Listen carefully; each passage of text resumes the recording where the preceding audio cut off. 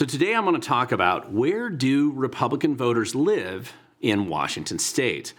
And kind of the reason why I'm bringing this question up and addressing this issue today is that I get a lot of questions and impressions from activists all around Washington state about where they think the Republican voters are to be found or not found. And so I wanted to go through this with you today, and I think you're going to be pretty interested in some of the information that we present. But before I get into that, I just want to remind you that if you have not subscribed or shared this video with others, feel free to do so now. Hit the subscribe button down below if you haven't done so. Hit the like button. If you think I've missed the boat entirely, leave me a comment down below. I do check all those comments and try to respond to as many of them as I possibly can. I always appreciate the feedback, and I think sharing this video is what helps get our channel recognized and these videos viewed by a much larger percentage of the population in our state. Now, let's get into where do Republican voters actually live.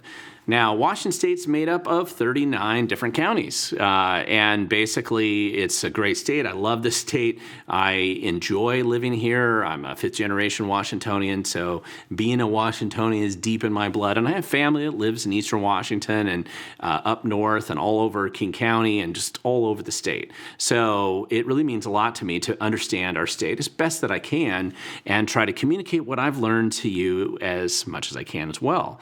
And what's happened is, finally, after many, many weeks and after the rest of the country finally resolved their elections, Washington state finally gets done with the last ballot that they managed to drag out of an election worker's trunk or hidden away in some dusty corner of a U.S. post office somewhere, and they finally finalized the election numbers. Now, the election's not formally finalized, but it's probably not going to change too much from the numbers that the Secretary of State has up on their website right now. I'll link to that down below if you want to check this out for yourself, because any of the numbers that I'm using, you can go and find for yourself as well.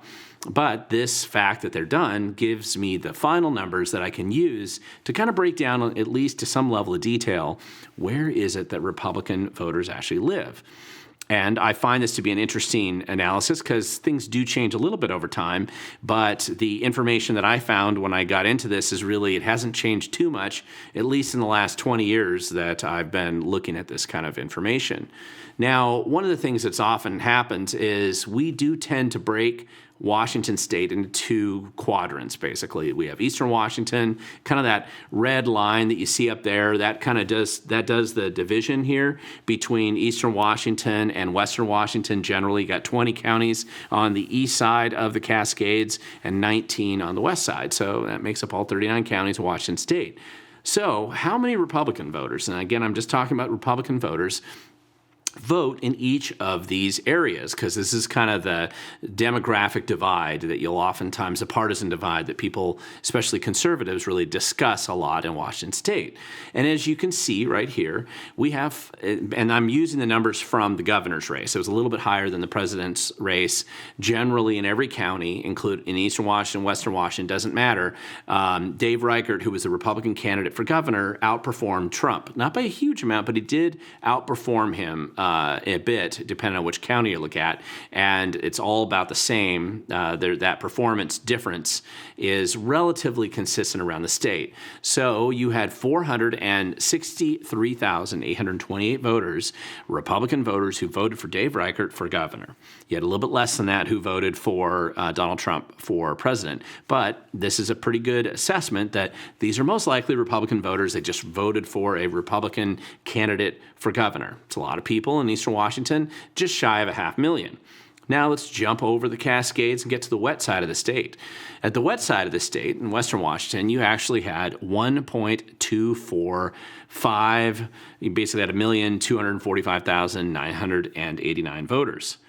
Now, that's a lot of voters, a lot of Republican voters. Essentially, when you look at this, you actually have about 72% of all Republican voters in the state of Washington live in western Washington. And about 28% of them live in eastern Washington, at least based on these numbers. And again, that percentage distribution is about the same for all statewide races. Generally, that's roughly what it is. Also, if you go back and you look over the past 12 years, and I think you can go back even 16 years on the Secretary of State's website, then you can see every 4 years the presidential race this breakdown hasn't changed a lot. It's been about the same. It means that for every Republican voter that you might know in Eastern Washington running around happy to have voted for Trump or voted for Reichert, there are 3 in Western Washington who voted the exact same way. So that's kind of an interesting way of understanding this. And obviously there's a population distribution difference between the number of people that live in Eastern Washington and the number of people that live in Western Washington. But purely just from a Republican standpoint, this is a big deal. Now, obviously, unfortunately, according to the election results, there are still more Democrat voters that live, particularly on the west side of the state, than there are total of Republican voters. But this is how the Republican voters break down, and this is their distribution when we actually look at the numbers.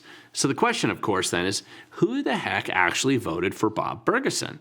Right? That's a good question. Many people are wondering about that because, of course, among Republican voters, you don't tend to socialize or be around a lot of people who would vote for Ferguson. At least that's the feedback I get from hundreds of people. I hear the same thing frequently, but part of that's going to be confirmation bias, where you do tend to hang out with people who are politically the same as you are. But let's look at exactly where did Bob Ferguson get the majority of his votes. Well, one of the things that are interesting is it's not so much from Western Washington. Bob Ferguson actually got 43% of his votes from King County alone. Almost, not quite, but almost 1 out of 2 voters who voted for Bob Ferguson lived in King County, most of them concentrated in the urban areas, especially Seattle. But that's kind of a stunning statistic when you really think about it. That's kind of a big deal. Now, what if instead of splitting the state in half and having Eastern Washington become its own state and Western Washington become its own state, what if King County just became its own state? Now, all of these would be very difficult to achieve. There's a lot of legal and political loopholes and hoops that you'd have to jump through in order to get to that point. But let's pretend, for sake of argument, that King County was a separate state and all the people who voted there could only vote for their own person. Those votes, both Republican and Democrat, were taken out of the state total, so they aren't counted at all. What would have happened in the governor's race? Well, the truth is, in the governor's race, Reichert would have won. Literally, if you'd just taken out King County votes, and Reichert got 314,000 votes in King County, and if you'd just taken out his vote and taken it away, you would have seen that Ferguson would not be governor. Reichert would have been governor, and it would have been a relatively comfortable margin. Still would have been kind of close, but not as close as you'd think, and Reichert would have won just by doing that. Now, taking away King County is not enough to have gotten Trump over the finish line. Gets him close, but not quite. So I just think that's kind of an interesting understanding of just the distribution of the voters and where you see both Democrat and Republican voters living. Now, I'm going to try to do a future video on this where we break it down more by precinct. But ultimately, when you really look at how the vote distribution occurs in Washington, it's not a lot different than what you see happen in any other state in America, in Oregon, in California, in Illinois, in New York, in these other states where the overall state appears to be supporting a Democrat, but really is a concentrated group of people living in a city. It's really this urban divide where urban voters are disproportionately supportive of left-leaning candidates, and then everybody else usually supports their opposition, or at least sometimes that's a Republican, or at least they're more conservative than the voters who live in the city. And that's kind of a big deal. The fact that I'm telling you this isn't terribly unusual or unique, but that divide seems to become more and more stark as time goes by. Oregon's also another state where this is particularly impactful. Now, one of the other questions that's come up lately, and it's come up really since it became clear that Trump has won the presidency, and we've had so much discussion in our state about cleaning up our voter rolls. So what would actually happen to Washington state elections if our voter rolls were cleaned up? And that, I think, is a pretty legitimate question to ask. Now, Bob Ferguson doesn't believe that you're allowed to ask that question. You have to be a domestic violent extremist to even have thoughts like that. And it's something that nobody on the left, none of our auditors, the Secretary of State, certainly nobody really wants to be discussing the voter rolls. And part of this is because of Bob Ferguson's obsession with creating his Ministry of Truth, following his parent guidebook to this, 1984, not realizing it was a work of fiction and not a how-to manual on how to run government. But as Brandy Cruz has reminded us again recently, and this was actually a posted slide from the report that Ferguson's little secret censorship operation is still kind of proceeding with, one of the things that you're not allowed to talk about is anything related to election integrity. You're just not allowed to discuss it. It's one of these little blue ovals here. If you do, you of course are a conspirator and you're promoting conspiratorial narratives, and of course you're motivating horrible violent extremism by daring to question the bureaucratic state that Bob Ferguson's so proud of.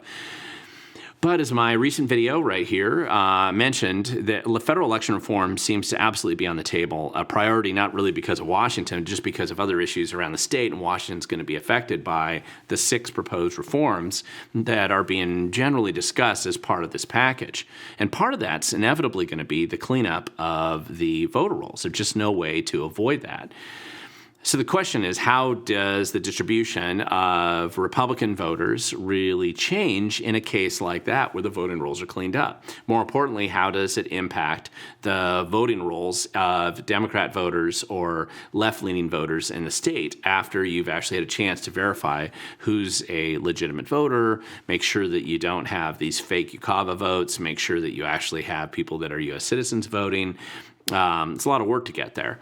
But of course, one of the things, and I like to leave this video with just a couple of ideas for those of you who actually want to try to make an impact and feel like you can do something. Kristi Noem, the current governor of South Dakota, has been nominated by the Trump administration to be head of Homeland Security. At least that's her name's been put into the hat. Now, it could be somebody else who gets in there, but at least there is something that I think you can do as an activist to make an impact.